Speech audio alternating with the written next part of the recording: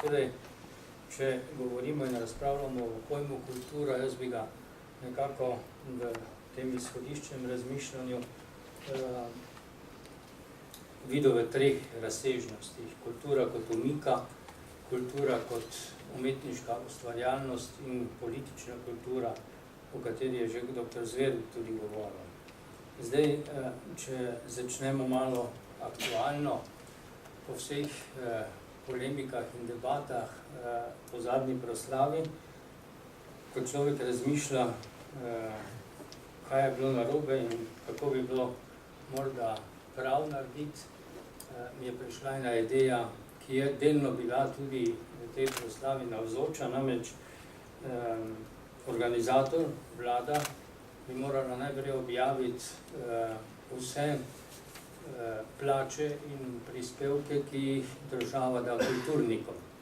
Potem bi morala te kulturnike pozvati, da naj v kriznem času naredijo eno proslavo zastonj. Ta poziv je bil, naj se odzovejo k sodelovanju. In če se pač vsi ti kulturniki, v katerih seznam bi vsi državljani videli, ne bi odzvali, potem bi jaz proslavo odpovedal. In na ta način bi pokazali temperaturo kulture v tej državi tisti, ki zase trdijo, da so najbolj zavezani kulturi. Nekaj tega se je seveda stehtalo tudi v tej proslavi, kajti videli smo, da kulturniki, ki se radi sklicujejo na to, da so tako rekoč utemeljitelji sodobne slovenske države, so praktično dali neke vrste košarico. Torej, z tega zornega kota ali pa v tem testu bi lahko rekli, da je kulture zelo malo. Zdaj pa, ker smo v Mariboru in smo vsi vpeti v Evropsko prestolnico kulture, vsak dan dobimo informacije o številnih kulturnih dogodkih, ki jih je se nemogoče vseh udeleževati, še 10% morda ne. Ampak lahko rečemo, da kulturna prestolnica bo vsaj v programskem delu zadostila in zadovoljila najbrž nekim kriterijem in pričakovanjem na tem področju. Ampak, ko pa greš po 7 uri zvečer po Mariboru, ali pa ko greš v nedeljo popoldne po Mariboru, pa gledaš, koliko trgovin se zapira, na kolikih trgovinah piše razprodaja, ko gledaš, kako so stene razrvane in kako je mesto grdo popisano po stenah, potem pa si rečeš, tu pa kulture najbrž ni veliko. Oziroma je problem v tej državi njen standard, njen socialni položaj in tako naprej, kajti sicer bi se v drugem največjem mestu najbrž taka podoba ne smela na nek način manifestirati v času, ko je postala prestolnica kulture. Tako da vidimo lahko problem večplasten in tisto, česar se jaz bojim, je, da zdaj smo vse leto vpeti v kulturne dogodke, potem pa je vprašanje, kaj bo Maribor od tega imel, ko ne bo več prestolnica kulture, Evropska prestolnica kulture, kaj bo od tega ostalo. To ni in ne bi smel biti enoletni projekt, ampak bi moral biti morda projekt desetletja za to mesto, ki je po moji oceni zelo izčrpano, ki je gospodarsko izčrpano, ki je socialno izčrpano in posledično, da to tudi pomeni za mesto Maribor, da je na področju omike vedno bolj izčrpano. Torej, če se vrnem na moje izhodišče, ali je vedno več ali vedno manj kulture z vidika omike, se bojim, da je vedno manj. Z vidika ustvarjalne kulture ugotavljam, da je sorazmerno veliko, tako kot so tudi že pred mano drugi ugotavljali.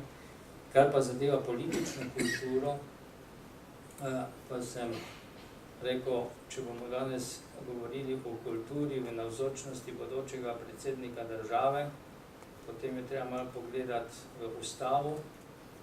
Recimo 1. člen ustave pravi, da je Slovenija pravna in socialna država. da sem si postavil, drugi člen, ja, drugi člen Ustave pravi, da je Slovenija socialna in pravna država, pa sem si postavil vprašanje, ali je Slovenija res po 20 letih socialna in pravna država. Marsikaj smo v teh 20 letih dosegli, o tem ni nobenega dvoma. Dejstvo je, da pred več kot 20 leti bi težko v taki sestavi sedeli in prosto diskutirali o svoji državi, kajti če bi to počeli, bi bili že zelo sumljivi ali pa že na seznamu za bodoče zapornike. Torej, v tem smislu se je seveda kultura bistveno spremenila, vendar niti približno ne moremo biti zadovoljni s tem, kaj smo pričakovali pred 20 leti in kaj doživljamo v tem obdobju, v katerem živimo danes. Ocenjujem, da pravna kultura v tej državi ni dobra, zato so pa največ krivi tisti, ki so na tem področju profesionalci. Zato ni krivo ljudstvo, ampak so odgovorni tisti, ki bi morali pravni sistem tudi vzdrževati na določenem kulturnem nivoju.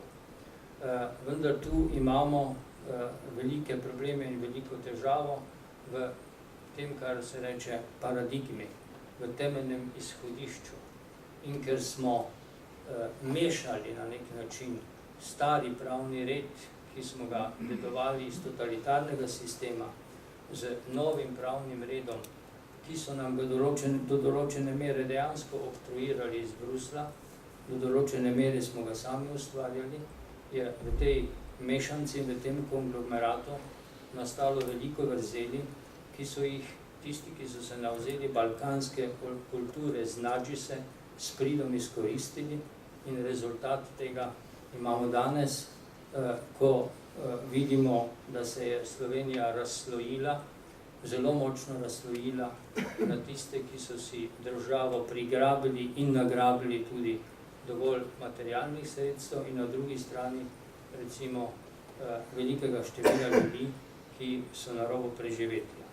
In s tem sem že pri socialni državi in pa pri socialni kulturi, namreč za socialno državo bi moralo veljati, da bi seveda posebej skrbela za tisti najnižji sloj prebivalstva, ki je na robu preživetja, in da bi temu sloju prebivalstva država pomagala, da bi se dvignil iz tiste pozicije.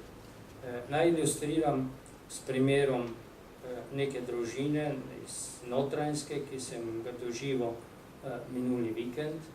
Gre za družino 2 generacij, oče, se pravi stari oče, stara mama, mlada družina, mož in žena in 3 otroci, nobeden ne hodi v službo, mama kmetica seveda nikoli ni bila v službi, je dobivala tistih 150–160 evrov, Svetlikov zakon prejšnje vlade jih je teh 150–160 evrov pomagal pobrati. Oče ima penzijo tam na meji in je tudi zaradi varčevalnih ukrepov izgubil dodatnih 8 evrov. Mož in žena, ki se ukvarjata s kmetijo, ki ni ne vem kako donosna, nobeden ne hodi v službo, ali pa žena recimo občasno dobi kakšno službo, pa 3 otroci so. In ko to gledaš in to vidiš na konkretnih primerih, po drugi strani pa se pelješ skozi Slovenijo, pa vidiš, da se nekateri zidajo gradove, potem se vprašaš, kakšna je ta socialna država. In ker je tu vprašanje tudi kulture in solidarnosti, s tem nekega temeljnega kriterija merila, ki spada v kulturo, namreč solidarnosti, najbrž lahko vedno znova ugotavljamo, da je te solidarnosti na ravni državljanov in državljanskega sočutja drug do drugega in solidarnosti v Sloveniji zelo malo. S tem pa prihajam in bi zaključil v tem prvem delu do tistega, kar se mi zdi izjemno pomembno in kar je tudi gospod Zver dvakrat izpostavil v svojem uvodnem govoru, namreč vzgojno-izobraževalni sistemi in pa medijski sistemi so tisti, ki postavljajo temelje kulture, zato ker so to tiste 2 smeri, institucionalizirane smeri v vsaki družbi, ki imata danes največji vpliv na miselnost ljudi in na to, kako državljani percipirajo sebe, kako percipirajo družbo, državo in kakšen odnos imajo tudi do materialnih dobrin. Ampak mislim, da o teh dveh segmentih še bo danes tekla beseda, toliko zaenkrat. Hvala.